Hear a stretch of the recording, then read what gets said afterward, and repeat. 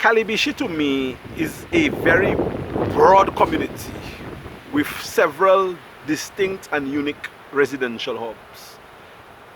In my day, I saw Calibishie starting from Hodges Bridge, because the Hodges boxing plant, banana boxing plant, which I guess many of you have not seen in operation or did not see in operation, was a lifeline for the people from Calibishie, because that's where the farmers took the bananas to be selected. I mean, they used to cut the bananas. We used to carry them by bunch. When I say we, I mean I used to carry bananas on my head. But I had to do what I had to do.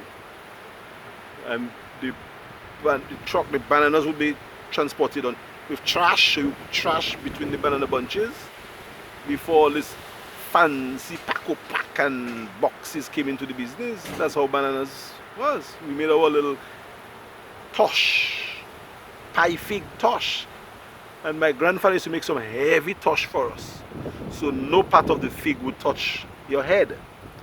You would just feel some things on your head and you had to balance the tosh. It's like you had suspension in the tosh, boy. So the bananas would be transported to Hodges. So Hodges was an extension of the village. My grandmother worked at Hodges all her life as a she was a washer, but she was in the chemical part of the washing. So they would hang up the bananas on lines. The selectors would select the bananas. They would reject portions of it that is not, proper for the market in England. They would put the bananas in the water, in the solution tank, and that's where my grandmother started. That is the tail end of the operation. And then the different hands of bananas are washed carefully, shaken in the water, and then they're placed in a rinsing tank. Big tank, like 15 by 30 feet tank of water. And when you put it in the rinsing tank, then the bananas are taken from the rinsing tank and placed on the tables so that they could dry out. And then when they're taken from the tables, people would box the bananas, put them in boxes, and then put them on rollers, and the people who took the boxes from the rollers would lift them and pack them into, I think, different compartments, and then there were another set of people who would pack the boxes of bananas onto the trucks, onto the lorries, or in certain cases they were vans, in very rare cases, but generally it was 1 ton, 3 ton, 5 ton. The 1 ton carried 100, the 3 ton carried 300, and the 5 ton carried 500. Sometimes we put one more row on top of the boxes. So the 3 ton would take 310 or 320, the 5 ton would take 520, 540. And it was just beautiful. So on a banana day, or the day before banana day, people prepared. The entire community was mobilized. There were people who went in the fields, cut the bananas, carry it, pack it into the vehicles, then we take it to Hodges. The selection process takes place, the washing process takes place, the boxing, the rolling, and then people like, I hope I remember his name, Ruben Francis was one of the major staplers. So he was building boxes, So all of that was done at the same time, and people were involved, man. Hundreds of people were involved in the banana trade.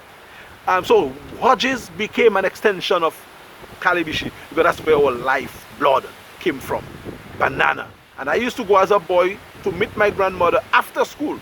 So she would leave me home with my breakfast to take to school and my recess, but I would eat my recess and breakfast at the same time. So I had no recess when I went to school. So after school, 3:30, I had to go to Hodges to meet my mother on many occasions, because there were times when you work late, because you have to work late to get the selection of everything done. Sometimes up until 5 o'clock, 6 o'clock, 7 o'clock, my grandmother and I were walking down from Hodges to come down in the village. People like Desmond Warrington can tell you about those stories too, because Desmond was a very integral part in terms of the agriculture of the village. Well, banana and cock too, Diles.